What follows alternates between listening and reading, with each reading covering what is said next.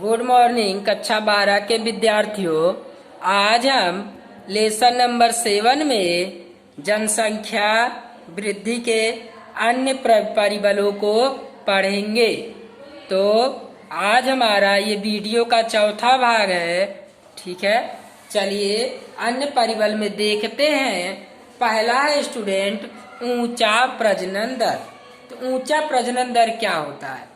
तो होता क्या है, 15 से 49 वर्ष की उम्र वाली स्त्रियों में प्रति 1000 स्त्रियों के कोख से जन्म लेने वाले जीवित बालकों की संख्या को प्रजनन दर कहते हैं। स्टूडेंट, अगर आपसे कोई पूछ ले कि बताइए कि प्रजनन दर किसे कहते हैं, तो आपको कहना है कि एक वर्ष के दौरान 15 से 49 वर्ष की स्त्रियों में 1000 स्त्रियों की कोख से जो बालक जीवित जन्म लेता है, उस संख्या को हम प्रजनन दर कहते हैं।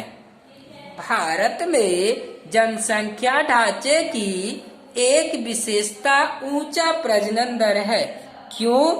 इसका एक कारण है कि हमारे समाज में आज भी रूढ़िवादिता है, पिछड़ी मानसिकता है, जिसके कारण क्या होता है, स्त्रियों का विवाह कम उम्र में कर दिया जाता है और वो कम उम्र में से ही प्रजनन की शुरुआत करती हैं और लंबे समय तक प्रजनन करने योग्य बनी रहती हैं और बालक को जन्म देने में सक्षम रहती हैं। इसके कारण क्या होता है कि जनसंख्या में जो है वृद्धि होती है।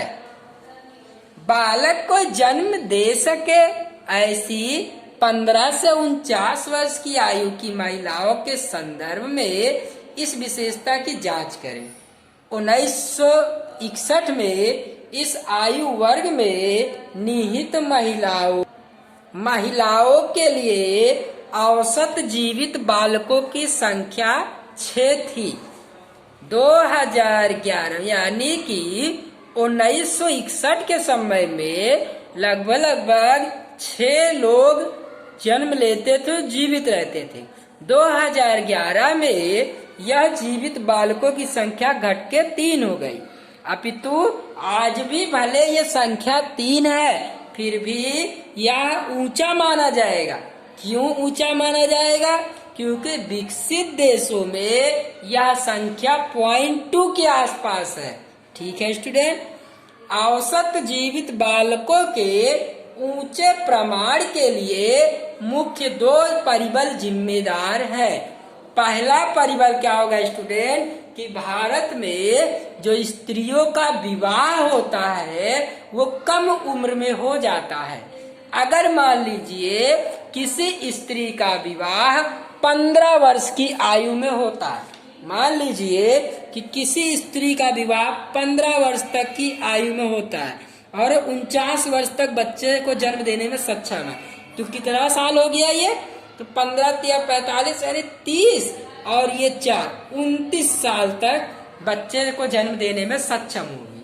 अगर किसी स्त्री का विवाह 25 वर्ष में होता है तो वो 25 वर्ष में किसी का विवाह हो रहा है, तो वो जो होगा स्त्री, वो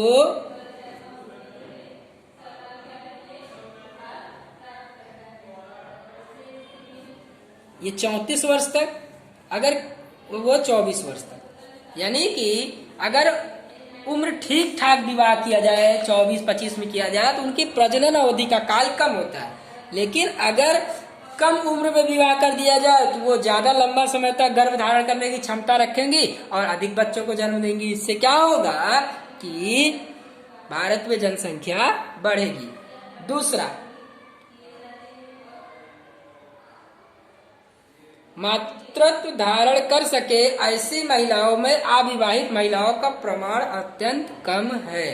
यानी कि हमारे यहाँ लगभग सभी स्त्रियां विवाह के बंधन में बंध जाती हैं और ये एक सामाजिक मान्यता होने के कारण समाज का दबाव भी उन पर पड़ता है, जिससे उन्हें विवश होकर बच्चे को जन्म देना पड़ता है। दूसरा है परिवार नियोजन संबंधी जानकारी का अभाव। परिवार नियोजन अर्थात आयोजित प्रयास द्वारा मातृत्व और पितृत्व द्वारा परिवार को समझदारी पूर्वक मर्यादित रखना तथा दो बालकों के बीच में समय निश्चित करना। यानी परिवार नियोजन में क्या होता है कि परिवार को सीमित रखना। दूसरा होता है परिवार नियोजन में कि अगर आप बालक को जन्म दे रहे हैं तो भी बालक के बीच में एक निश्चित अंतर होना जरूरी है। यानी एक निश्चित समय के बीच में ही दूसरे बालक को जन्म लेना चाहिए। लेकिन हमारे यहाँ क्या है, भारतीय समाज में गरीबी है, सामाजिक रीति रिवाज है, धार्मिक मान्यता है, शिक्षा का नीचा प्रमाण है, ये सब क्या कर रहे हैं, परिवार नियोजन में अवरोध पैदा कर रहे हैं। समाज का दबाव आता है, परिवार का दबाव आता है। इससे क्या हो रहा है, इससे यह हो रहा है कि समाज और परिवार के दबाव में एक शिक्षित युवक भी एक अशिक्षित युवक की तरह व्यवहार करने लगता है और मजबूरी में उसे बालक को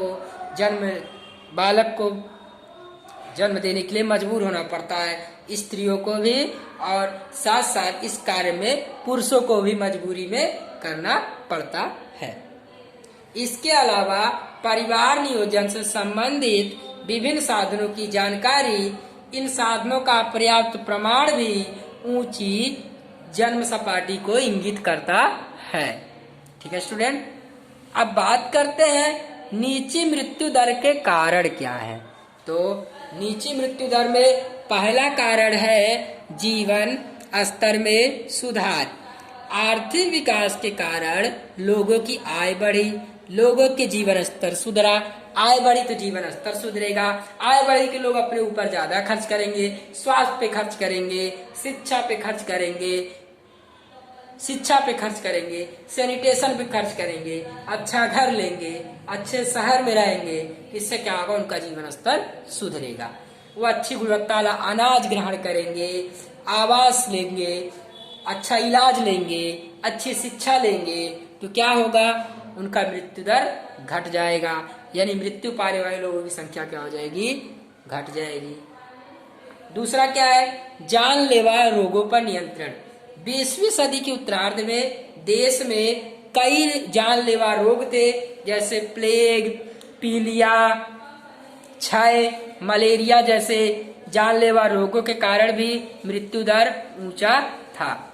लेकिन 20वीं सदी के अंत में विकास के चिकित्सीय क्षेत्र में उल्लेखनीय प्रगति हुई। विभिन्न प्रकार के रोग के टीके विकसित किए गए और टीके लगाए गए, जिससे मृत्यु दर में कमी आ गई। चलिए, तीसरा है अकाल पे नियंत्रण।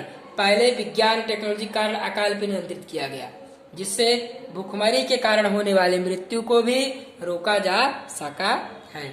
1966 में हरित क्रांति होने से देश के अनाज की पूर्ति में उल्लेखनीय प्रगति आई। यानी हरित क्रांति हुई तो अनाज बढ़ा तो लोगों को भूखा नहीं मरना पड़ता है।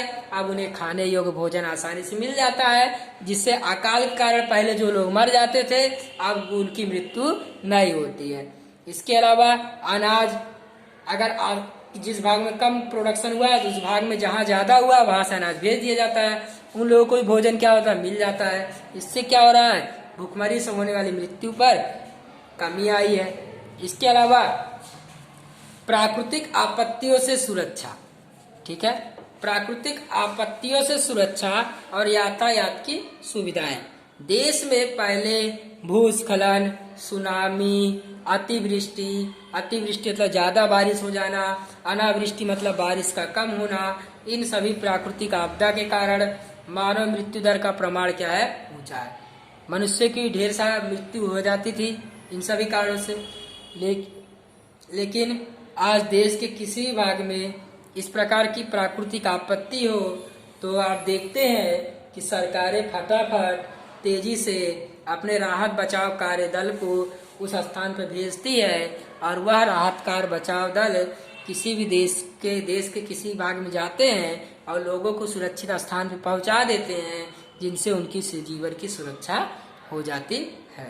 इन सभी कारणों से स्टूडेंट देश में जनसंख्या बढ़ रही है, लेकिन अब हम कल के वीडियो में हम देखेंगे कि जनसंख्या के नियंत्रण को कैसे किया जाए, कैसे जनसंख्या को कंट्रोल किया जाए, किस प्रकार से जनसंख्या रोकी जाए, क्या कौन से उपाय हो सकते हैं जनसंख्या वृद्धि को कम करने के लिए, लोक शिक्षा, जन जागृति, इन सारे उपायों के बारे में हम कल पढ़ेंगे। तो आज के लिए student thank you very much.